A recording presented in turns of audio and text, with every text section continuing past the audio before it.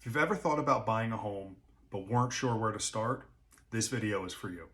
Hi everybody, Dan Jensen with Remax Park Square in Nutley, and this is Home Buying 101.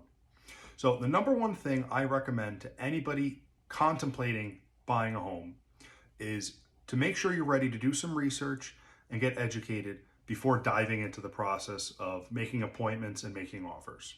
So the first thing I recommend to that effect is schedule an appointment with a realtor, that's me, and discuss how the process looks and how you can best get started. So you want a pure consultation session with a realtor to figure out your first steps. The reason this is important is over the past about 10 years or so, the buying process has gone to the point where everybody just goes on Zillow, finds a home, makes an appointment, and then worries about the rest after they figure out if they like the house. So they might not be pre-approved, they might not be sure if they like the area or the monthly payments that they would have with that house. A lot of people go in a little bit blind. Now, you may have been doing research online for 6 months to a year about local market trends, what things should sell for, how the process will basically go. But if you're not really prepared with the proper paperwork and the proper understanding of what you're doing, you're going to be set up for failure. So that consultation session with a realtor is critical. What we would do in that session is talk about a bunch of things. What are your wants and needs in a property? And that's an important distinction. Some people want a list of 15 items in their potential home, but really only about 8 of them are critical and important. The rest are, it'd be nice to have it. So differentiating between a want and a need is very important when identifying properties that would be best suited for you. In addition to that, we would talk about timeline. When do you want to close on a property? Are you in a lease that you need to complete? Are you on a month to month? Are you living at home? What does that look like? Because some properties, they might be on the market and the seller wants a 30 to 45 day close. Others, they might want a lease back and you might not be able to move in for up to 6 months.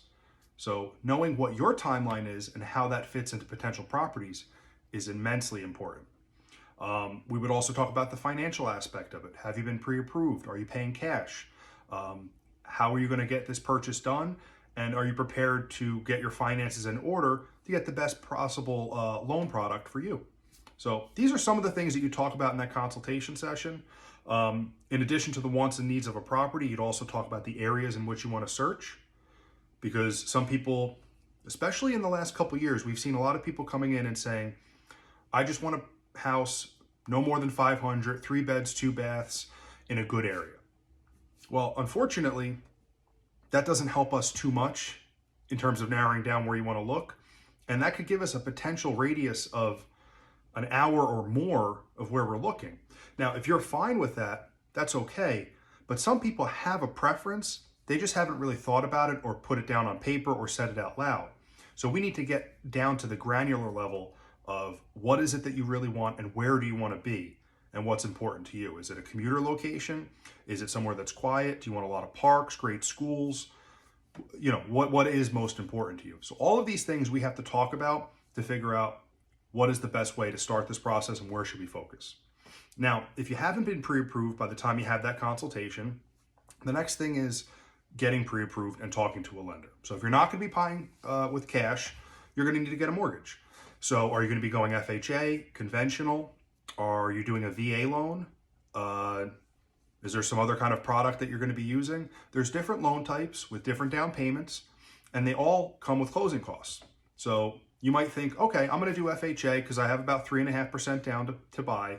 I'm ready to pull the trigger. Well, do you have 3 to 6% to account for closing costs as well? Do you have any reserves at all? If not, we might be able to still make it work with something called a seller's concession, but we might not as well. It depends. You might need to use some of that cash to pay down some debt. These are things that we need to talk about.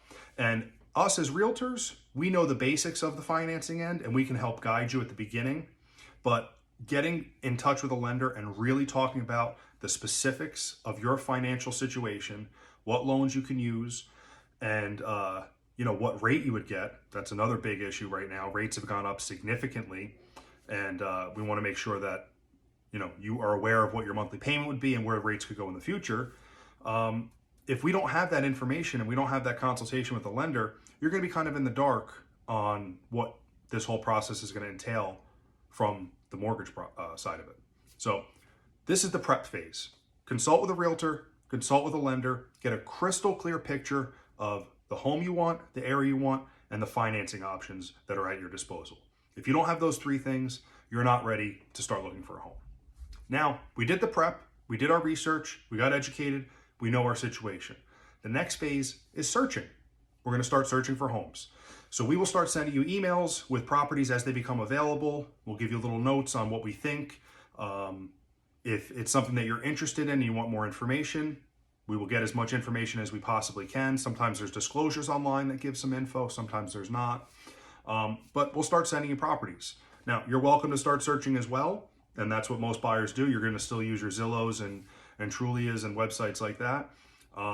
If you're working with an agent like myself, we have mobile apps that are connected to our contact management software. So if you're looking at properties on that app, you can favorite it, send messages, and it comes right to us and it streamlines it. And to be quite frank with you, there's almost nothing that's going to be on Zillow, Trulia, Realtor.com, or whatever that's not on your realtor's website. So just a little piece of information. It makes the communication a lot easier. So that's an option there. When you're searching, whether it's online or actually making appointments to view these homes, it's important to revisit your wants and needs list, your budget, all the things that you did at the onset. You want to revisit that periodically, because if you've looked at, let's say, 50 homes online and you haven't made one appointment to view any, there's either something wrong with the area, the price point, or the types of homes you're being sent. And you need to revisit, okay, you know what? Actually, I've realized I didn't like any of these houses because none of them had a pool. A pool is actually a need for me. Great, now we can adjust accordingly. So don't be afraid to go back and make changes, but revisit that wants and needs list and all your priorities so that it helps guide you to find the right home in a relatively timely fashion. Now, let's say you found a home. Now we're ready to move from the search phase into the offer phase. We're going to start making an offer. What that entails is going back to your lender, getting an updated pre-approval.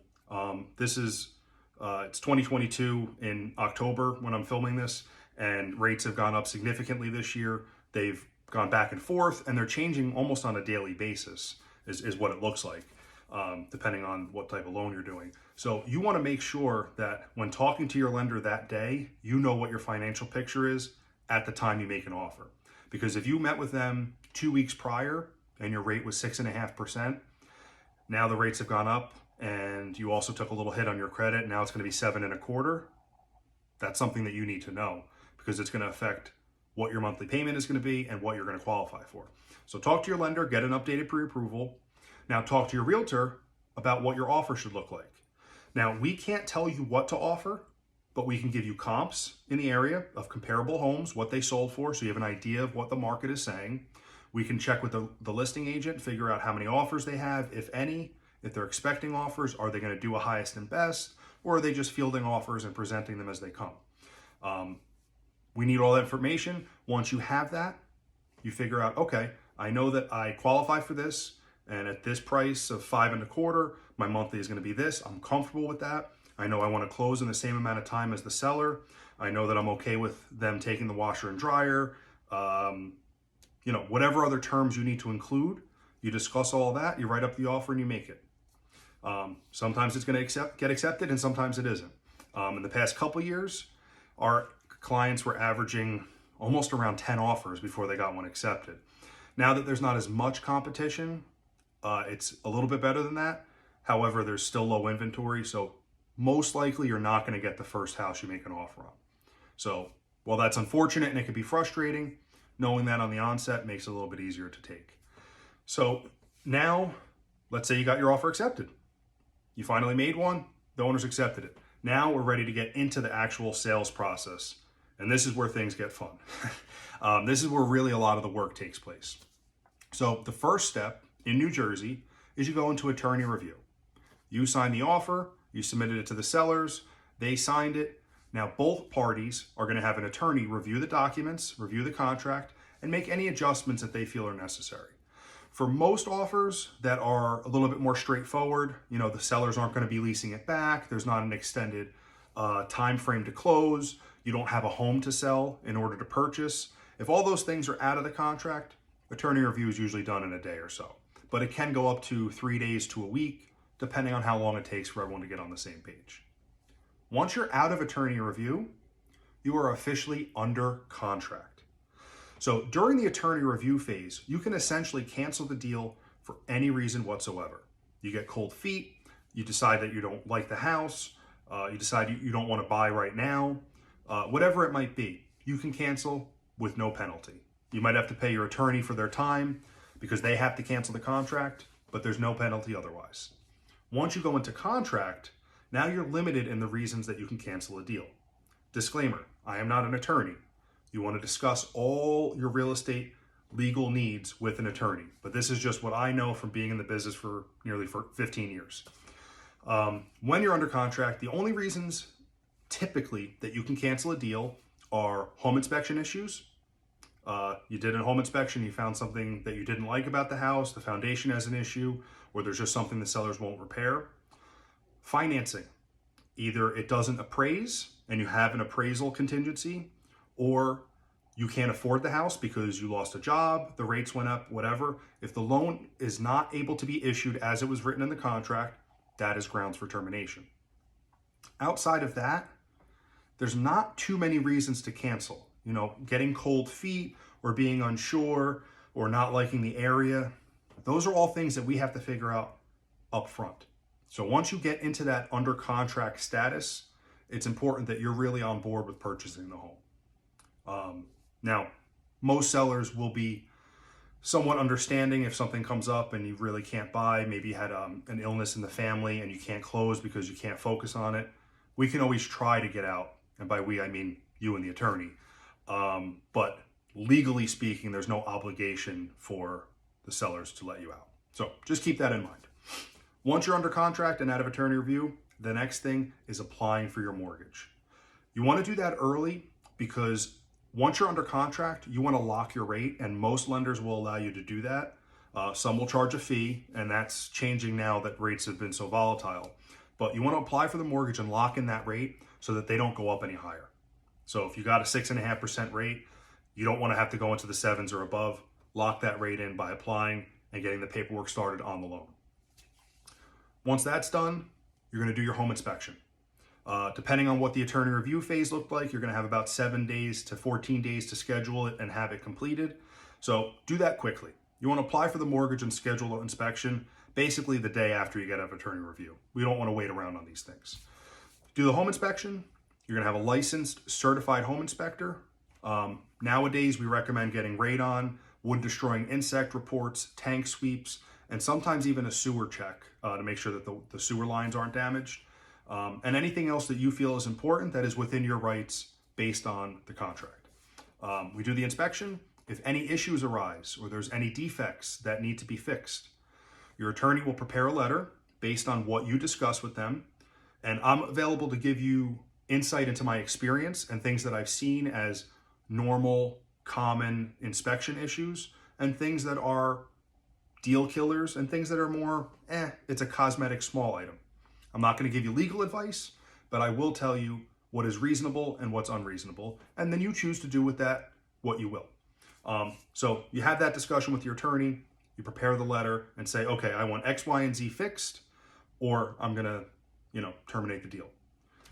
I typically prefer, because it makes the deal easier, it makes it more realistic, and has a higher chance of getting to the closing table, is when you only make requests based on large items that are structural in nature, mechanical, environmental, anything that's a safety hazard, things of that nature. If it comes down to light fixtures, little cracks in a stair or something like that, things that are not a major issue, you're welcome to request anything you want. But if you make it more of a demand and it's not really a serious thing, most sellers in this market are going to terminate the deal and not handle your request. So that's why I encourage people to do more of the large item based request letter. But do with it what you want, and we'll see where the chips fall. Once you go back and forth, you figure out what they're going to fix, what you're going to have to take on as the new homeowner. You agree to those terms. Now the inspection contingency is complete. Next thing is the appraisal. So once you applied for that mortgage in the step prior, the next thing that's going to come down the pike is the appraisal. So the appraiser will call me, we'll schedule the appraisal appointment, they'll come look at the home, see its condition, and then go back and compare it to other homes that have sold in the neighborhood and see where the value is. Under appraisals have not been a major issue in this market, even though prices have gone up significantly, but it can happen, especially if you're doing like a seller's concession, which is, let's say it's $500,000. You're going to take out an extra 10 to help pay for your closing costs or do a buy down of your rate. So the purchase price effectively, as far as the lender is concerned, is $510. It needs to appraise for $510. If it appraises for $500, you don't get that money. And if that money is needed in order to make the deal happen, then unfortunately the deal won't happen. So that's where we usually get in trouble with appraisals, but for the most part, they've been okay. Once that's all done, you've done your appraisal, you've done your inspection, you've done attorney review, most of your contingencies are met. The only ones that are left are the seller has to go get an inspection from the township, make sure that there's smoke detectors, fire extinguishers, and sometimes they'll do a full certificate of occupancy, make sure that there's no open permits, things like that. That's on them. The only thing left for you is to make sure everything kind of goes smoothly until closing, meaning no large purchases, no large deposits that can't be tracked, nothing that's going to change your financial picture in a substantial way compared to when you first applied for the mortgage. You want to be consistent in your finances up until closing.